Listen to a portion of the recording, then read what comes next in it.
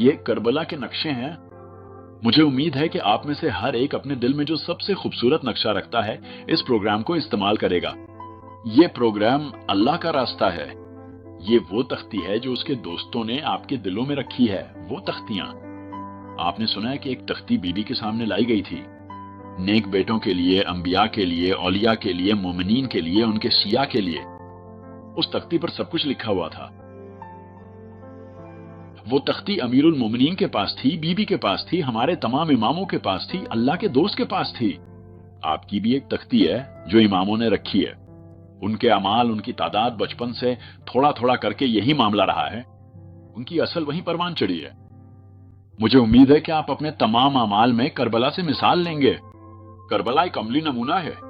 کبھی کبھی ایک انجینئر آپ کو کچھ دیتا ہے، آپ کو ایک نقشہ دیتا ہے اور کہتا ہے جاؤ اور اسے عملی جامہ پہناؤ۔ کبھی کبھی وہ آپ کو کچھ نظریاتی سکھاتے ہیں یا آپ کو ایک پروگرام دیتے ہیں، ایک نقشہ۔ کربلا اللہ کا روڈ میپ ہے۔ اللہ کے راستے پر ہر مومن کی کہانی بالکل کربلا جیسی ہے، اور یہ ایک عملی نقشہ ہے۔ اس کی لکیریں کھینچی ہوئی ہیں، اس کی راہیں واضح ہیں اور اس کی تفصیلات بھی ظاہر ہیں۔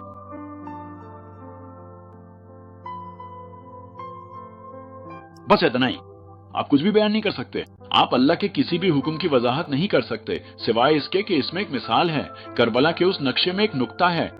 کربلا کا نقشہ تمام مومنوں کے لیے پروگرام ہے، مرد اور عورت دونوں کے لیے۔ یہ اللہ کے راستے کا پروگرام ہے۔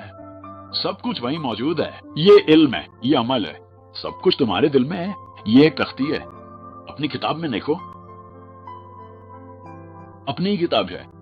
حتیٰ کہ قرآن میں بھی جب یہ کہا جاتا ہے کہ اپنی کتاب پڑھو تو یہ نہیں کہا جاتا کہ کتاب پڑھو، یعنی یہ تمہاری اپنی کتاب ہے، اس نے خود ہی سے رکھا ہے، لیکن وہ تم سے کہتا ہے اپنی کتاب پڑھو، گویا اس نے تم پر احسان کیا ہے، تم پر مہربانی دکھایا ہے۔ اپنی کتاب پڑھو، انشاءاللہ تم اسی کتاب کو دیکھو گے۔ اب تم جہاں بھی ہو اسے چیک کرو، دیکھو تم نے کتنی ترقی کی ہے، راستے میں کہاں تک ثابت قدم رہے ہو۔ یہ وہی حصہ ہے جب تم کربلا گئے تھے۔ اپنے آپ کو شہداء کے حضور میں رکھو، سچے شہداء کے سامنے۔ اپنے آپ کو آقائے استقامت خدا کے سپرد کرو۔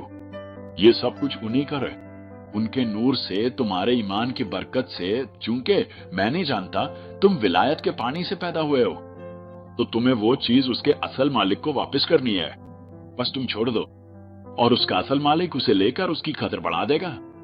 جو بھی آئے وہ لے جائے، ذرا برابر بھی مزاحمت نہیں ہے۔